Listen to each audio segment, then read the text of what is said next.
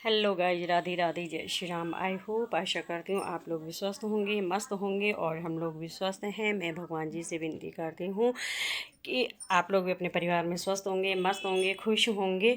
और मेरी सबसे पहले मेरी यूट्यूब फैमिली के लिए ढेर सारा प्यार और प्रणाम। तो आज का ब्लॉग मेरा बन रहा है ठीक 12 बजे से, क्योंकि सुबह तो टाइम लगता नहीं है। सुबह का तो बहुत ज़्यादा काम रह जाता है, कहीं बच्चों को स्कूल भेजना, कहीं हस्बैंड जी को ऑफिस भेजना होता है, फिर उसके बाद झाड़ू पोछा अपना जो भी होता है, नहाना धोना, तो फिर पूजा पाठ वगैरह करना, तो नहीं लग पाता है टाइम। और मैं अब जाके फ्री हुई हूँ। अभी भी कपड़े कुपड़े रह रखे हैं। कपड़े अब मैं बाद में धुलूँगी जब मैं लड़की को लेके आ जाऊँगी स्कूल से। तो गाइज़, आज का मेरा स्पेशल ब्लॉग है, क्योंकि और सबसे पहले मैं आपको दीपावली की ढेर सारी शुभकामनाएं और धनतेरस की भी ढेर सारी शुभकामनाएं देती हूँ अपने देशवासियों के लिए, अपने प्रदेशवासियों के लिए, अपनी यूट्यूब फैमिली के लिए। दीपावली की ढेर सारी खुशियाँ दे माता रानी, और माता रानी दिन रात चौगनी करे, और इसी विनती करते हैं।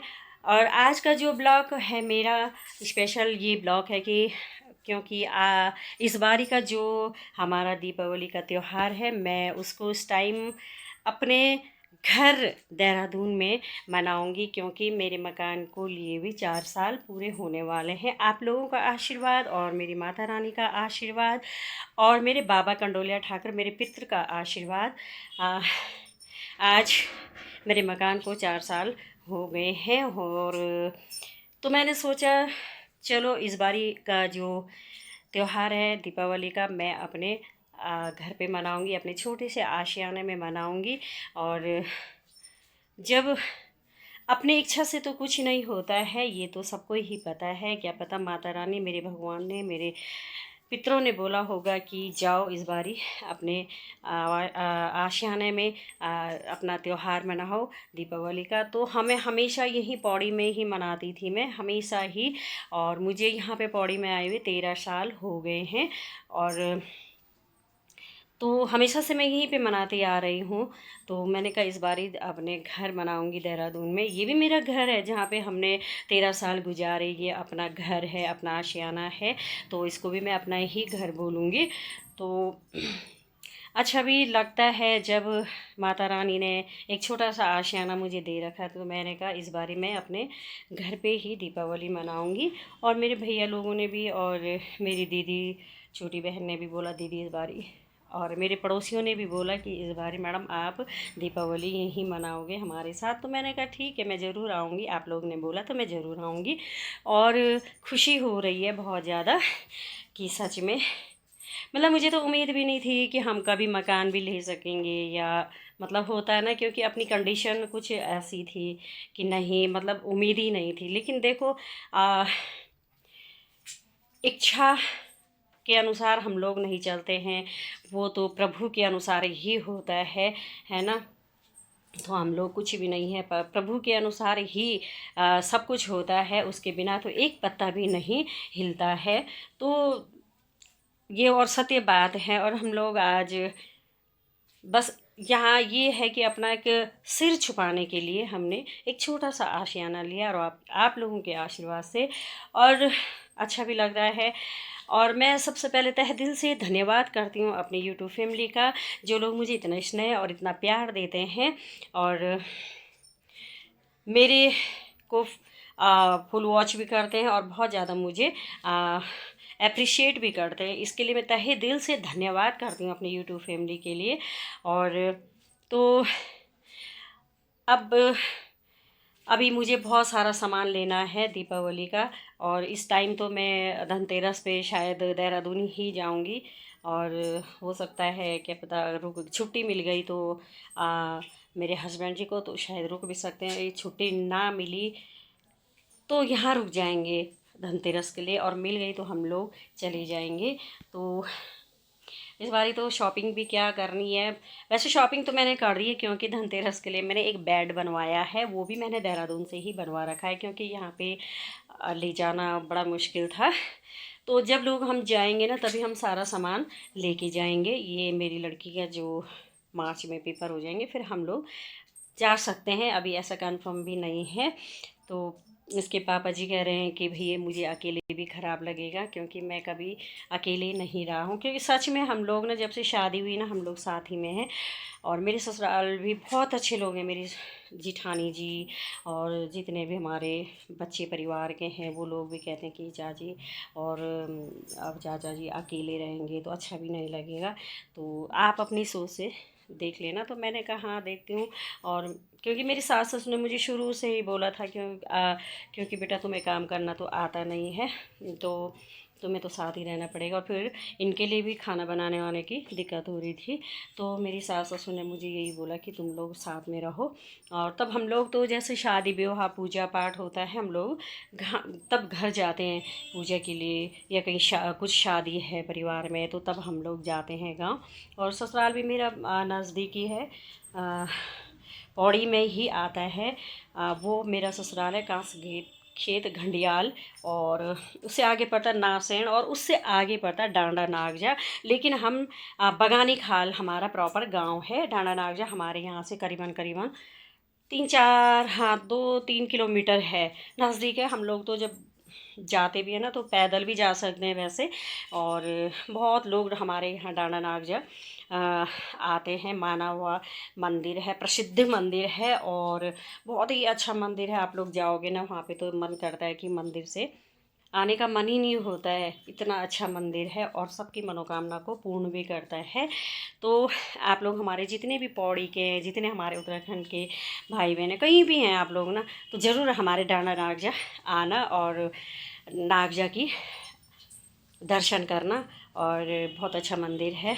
तो एक हमारा जो अपनी कुलदेवी ज्वालपा माता है ना वो भी बीच में पड़ती है, ठीक हमारे गांव के बीच में ही है। मतलब बोले तो रोड के सामने है ज्वालपा देवी का मंदिर। वो क्योंकि हमारी वो सच में कुलदेवी है, हम थपलियालों की ना कुलदेवी है वो।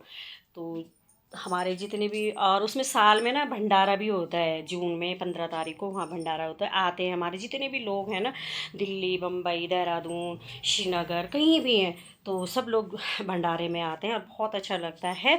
तो आप लोग भी ज़रूर डांडा नागजा आना और माता रानी के दर्शन भी ज़रूर करना। तो ब्लॉग आज बहुत लेट से बन रहा है क्योंकि नहीं लगा मुझे टाइम। और तो कल आज दीदी कह रहे थे कि अनीता देहरादून जा रही है तो ना अपनी बहनों के लिए ना थोड़ा सा कद्दू और ये करेले वगैरह जो होता है ना, मूला मूला बोलते हैं ना घर में जो सगोड़े में बोया जाता है, बहुत टेस्टी होता है ना, बहुत अच्छा लगता है वो। तो कह रही थी जब जा रही है तो मैं कल आ रही हूँ तो दीदी और के लिए ना थोड़ा सा मूला थोड़ा करेले जो भी है ना कद्दू वगैरह लेके जाना, और ककड़ी भी कह रहे थे दीदी। तो मैंने बोला दीदी आ जाना। तो दीदी कह रही कि मैं किसी गाड़ी वाले के पास भी जाऊँगी। मैं बोला दीदी देखो मुझ पे टाइम नहीं है, क्योंकि मुझे सुबह उठ जाती हूँ तो सारे दिन भर काम पे लगी रहती हूँ, उसको लेना फिर खाना बनाना वो करना सब करना, तो नहीं होगा दीदी टाइम। मैंने कहा दीदी आ जाना ना, आप ऐसा क्यों कर रहे हो। तो दीदी ने कहा चलो ठीक है मैं आती हूँ। और अभी मुझे ना बाज़ार का सामान भी लेना है, क्योंकि मैंने एक सूट भी सिलाने के लिए दे रखा है, वहाँ भी टेलर के पास जाना है। और दवाई भी लेनी है क्योंकि मुझे सर्वाइकल प्रॉब्लम भी होती है, तो मैं यहीं से सारी व्यवस्था करके ले जाती हूँ। क्योंकि फिर वहाँ पे 1 हफ्ते के लिए जाएंगे हम ना, छुट्टी नहीं है, इसके पापा जी को छुट्टी नहीं मिल रही है, तो फिर नहीं हो जाना हो पाएगा। और काम बहुत रहता है फिर वहाँ। मैं थोड़ा सा कपड़े कुपड़े भी सुखाऊंगी, मैं बंद पड़ा हुआ था, किराएदार रखे थे मैंने, लेकिन किराएदार बहुत ख़राब करते हैं तो मैंने हटा दिए किराएदार, क्योंकि मैंने कहा भाई हमारा भी आना जाना होगा। तो मैं इसलिए बोल दिया कि किराएदारों को भैया आप लोग कहीं और जगह, लेकिन हालांकि उनको कहीं और जगह मकान लिया उन्होंने। तो बहुत सारे किराएदार आ रहे थे कि मैडम हमें दे दो, हाँ हमें दे दो। तो मैंने कहा नहीं, इसके पापा जी मना कर रहे हैं, क्योंकि अब हमें भी जाना होता। पौड़ी में बहुत ठंडा होता, बहुत ठंडियों में तो बहुत बुरी हालत होती पौड़ी में ठंड से। तो हम जनवरी में पौड़ी छुट्टी करके, और 1 महीने की छुट्टी पड़ती है यहाँ पे, यहाँ मतलब यहाँ पे पड़ जाती है 24 दिसंबर से, और ठीक फरवरी को 1 तारीख को स्कूल खुलता है। तो हम लोग 1 महीने के लिए 1.5 महीने के लिए देहरादून जाएंगे, और थोड़ा सा अपना घर की भी सफाई हो जाती है। तो यहाँ पे क्योंकि ठंडा बहुत है तो मैंने कहा वहीं जाएंगे इस बारी। तो वैसे तो मैं जाती थी अपनी दीदी और के यहाँ, क्योंकि पहले तो हमारे किराएदार थे और मैं दीदी, छोटी बहन और इनके यहाँ रहती थी, भैया लोगों के यहाँ पे रहती थी। तो इसलिए इस टाइम मैंने कहा अब किराए पे नहीं दूँगी मकान। और तो अभी भी मैंने बहुत सारा काम करवाया वहाँ पे, क्योंकि थोड़ा सा मुझे ऐसा लगा ना कि मैं इसमें कुछ चेंज लाऊं, तो मैंने चेंज करवाया उसे। तो अभी मैं जून में गई थी, 14-15 दिन रह के आई, आपको मैंने इससे पहले ब्लॉग में भी बताया था। तो अब वो सही हो गया वो। और अभी थोड़ा सा सफाई रह गई थी उसमें, थोड़ा किचन की ना, मैं टाइम नहीं था मेरे पास क्योंकि स्कूल का हो रहा था, तो टाइम नहीं था, तो काम रुक गया था। मैंने तब भैया को फ़ोन करा, भैया आप ऐसा करना, हमारे आने से पहले किचन की थोड़ा सा जो कवर्ड होते हैं ना, ड्रॉ वगैरह, उनमें ना पेंट कर देना अच्छे से और सफाई कर देना। तो भैया ने बोला दीदी आप टेंशन मत लो, आपको पूरा काम ओके मिलेगा। मैंने कहा भैया हमको टाइम नहीं लगेगा, क्योंकि हम लोग 18 को आए, तो फिर कहाँ, फिर 18 को आए थके रहेंगे, 19, 20 में तो दीपावली है, फिर 3-4 दिन रहेंगे। तो थोड़ा मैं अपने कपड़े कुपड़े सुखाऊंगी, रजाई गद्दे वगैरह ना, थोड़ा बहुत मैं सामान ले गई थी, तो उनको सुखाने में टाइम लग जाएगा। तो मैंने कहा भैया आप पूरा काम करके ओके कर देना। तो मैंने बोला ओके दीदी मैं करके रख दूँगा।